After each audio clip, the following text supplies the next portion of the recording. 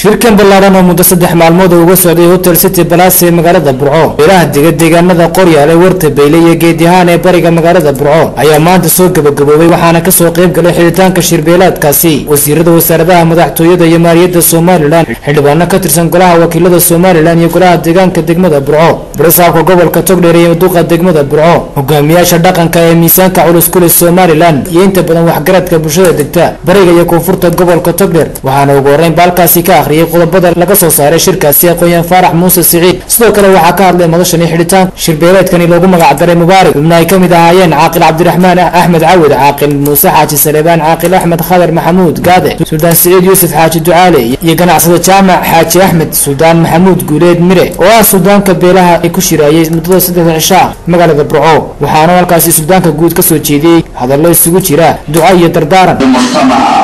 waxaan u sheegaynaa iyo dawladaba inay meesha halka ku shalaysaa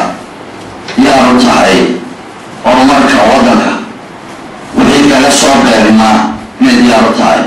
waan taageersanahay amniga iyo ammaanka waa ka shaqaynayno waa meesha caalamka ku tahay inay ka shaqayso amniga iyo ammaanka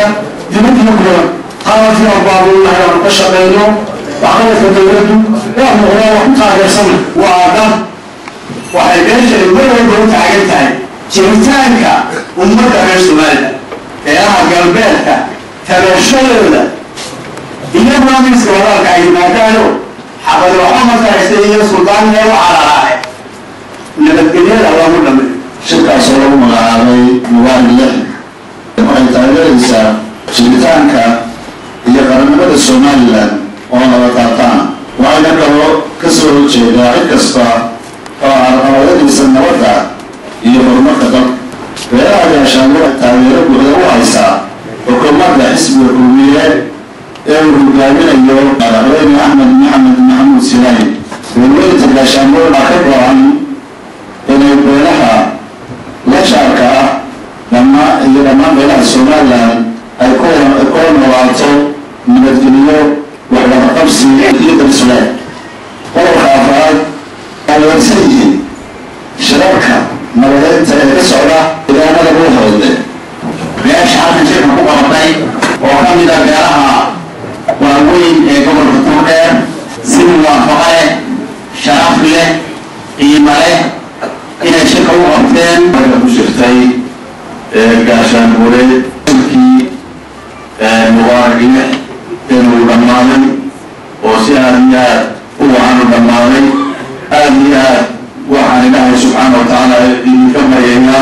بلها Soomaaliland يدرسوا على مسلمين وقبلية إلى يوم كل مرحلة wasiirada wasaaradaha maaliyadda iyo madaxtooyada Soomaaliland Cabdicasiis Maxamed Samaale iyo Hirsi Cali Xaaji Xasan oo iyaguna soo gunaanay shirbeeleedkaasi ayaa bogaadiyay qodobadii ka soo baxay shirkaasi وأنا تقعد جزاك الله خير لا يكاري